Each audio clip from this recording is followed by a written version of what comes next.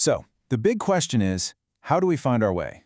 Well, in this explainer, we're going to dig into a really powerful idea from author Robert Greene.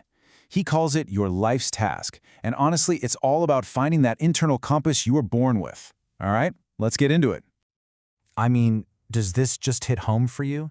That feeling of waking up and it's like you're lost at sea with just endless options and no map, no direction? Here's the thing, if you feel that way, it's not some personal failure. Greene says this is a core part of being human. Think about it. Animals, they're kind of born with a clear purpose, right? It's instinct. But us humans, we show up without that pre-written script. Nobody hands you a map when you're born and says, okay, go this way. And this isn't some high-level philosophical thing. It's what you face every single day. You wake up and you could go down 12 different paths before you've even had your coffee. It's confusing. It's totally overwhelming. And that freedom, which should feel great, can actually feel like this massive weight. But what if you already had a map, a built-in guidance system? This is where Greene's idea comes in. He says the solution is to rediscover what he calls your life's task. And this isn't about just finding a job, no. It's about connecting with who you really are, deep down. So what exactly is a life's task? Well, think of it as this deep, almost primal pull towards a certain field or subject. And don't think of it as some narrow, boring path. Actually, Greene argues it's the most exciting thing that can happen to you because it just focuses all your energy and gives everything you do a real sense of purpose. He uses this amazing metaphor. He says it's like having the most marvelous piece of internal radar. Imagine that.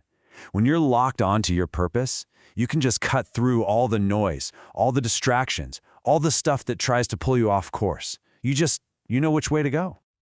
Okay, so where does this internal radar even come from? Well, the signal starts in a place we almost always forget to look, our early childhood. It's tied to the very thing that makes you, you. The psychologist Abraham Maslow had a great name for this. He called them impulse voices. See, when we're really young, we're totally in tune with these voices. We know, instinctively, I love this, I hate that. There's no filter, no shoulds, just this pure, honest connection to what fascinates us. And this pull is also linked to how our brains are wired. The educator Howard Gardner talked about different forms of intelligence. Maybe you were the kid who was always drawn to words and stories. That's word intelligence. Or maybe you love taking things apart to see how they worked, which points to abstract or physical intelligence.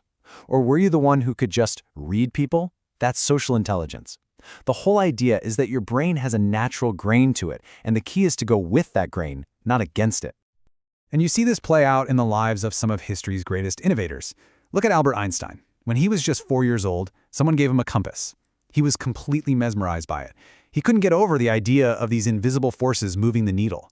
And that fascination, it literally defined his entire life's work. Or how about Steve Jobs? As a kid, he was just hypnotized by the sleek, elegant design of electronics he saw in a store window. That wasn't just a random interest.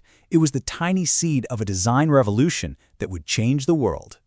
And then there's Tiger Woods. For him, it was totally visceral. As a toddler, he literally screamed with joy just watching his dad hit golf balls in the garage. He had to do it. It was this undeniable primal pull. Now, these stories are amazing, but they kind of bring up a big question, right? If we all start out with this clear signal, what goes wrong? Why do so many of us feel completely lost as adults? Well, the sad truth is, the signal doesn't just fade away. It gets drowned out by noise.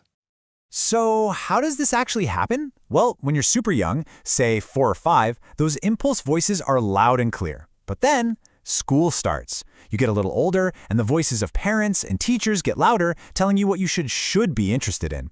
By the time you're a teenager, the noise from your friends and the pressure to be practical can just completely overwhelm your own inner voice. And here's the result. So many of us step into the working world completely disconnected from that internal radar. We start making choices based on what pays well or what's expected of us. And like Greene says, when you're flying without that guidance system, brother, you're lost. Okay, but here's the good news. This is the hopeful part. That signal, it's never really gone. It's just buried. And finding it again isn't about waiting for some lightning bolt of inspiration. Nope. It's a deliberate process. It's an excavation. I absolutely love this quote from Greene because it just gets the expectation right. We're all looking for that instant formula, that quick fix. But this isn't it. He says it's more like archaeology. You've got to be willing to dig and dig and dig to find those bones from your childhood. So how do you actually start this archaeological dig? Well, first, you got to look back. And I don't mean think about what you were good at. I mean, what are your earliest, most vivid memories of just being totally captivated by something?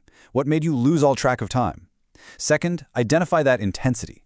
What did you feel a primal, gut-level pull towards before anyone told you if it was useful or not? Third, find the bones. These are the core subjects or activities. Was it building things, telling stories, solving puzzles? And finally, and this is so important, uncover the pattern. It's probably not about one single memory. It's about the theme that connects all of them. That is the signal from your inner compass. And the payoff for doing this work? It's huge. Because when you reconnect with that core part of yourself, it's not just some idea in your head. It's a physical and emotional shift. It totally transforms how you learn, how you work, and really, how you experience your life. Robert Greene's own story is the perfect example of this. He talks about how he studied French in college for 4 years and couldn't speak a word. But then he moves to Paris, he falls in love with the city, and suddenly he has a real emotional need to connect with people. He learned more French in 1 month than in all 4 of those years. And what that story shows us is this kind of learning superpower we all have, emotional engagement. When you are truly deeply connected to something, your brain just learns at a ridiculous rate, 2, 3, maybe even 4 times faster. That passion gives you the energy to blast through boredom and master really tough skills. Andrew Huberman summed up this feeling so perfectly. He said being aligned with your purpose isn't an intellectual thing. It's visceral, it's emotional, it's physical. It's like you're swimming with the current. You just feel that sense of flow, like you've stopped fighting the river and you're finally moving with it. So, as we wrap this up, I'll just leave you with this one question to chew on. What primal voice from your past is waiting to be heard? What were you drawn to before the world told you who you should be? Think about your compass moments. That quiet, primal voice. It's still in there. It's just waiting for you to start digging. If this topic has captured your interest and you'd like to dive deeper, the book is called Mastery by Robert Greene.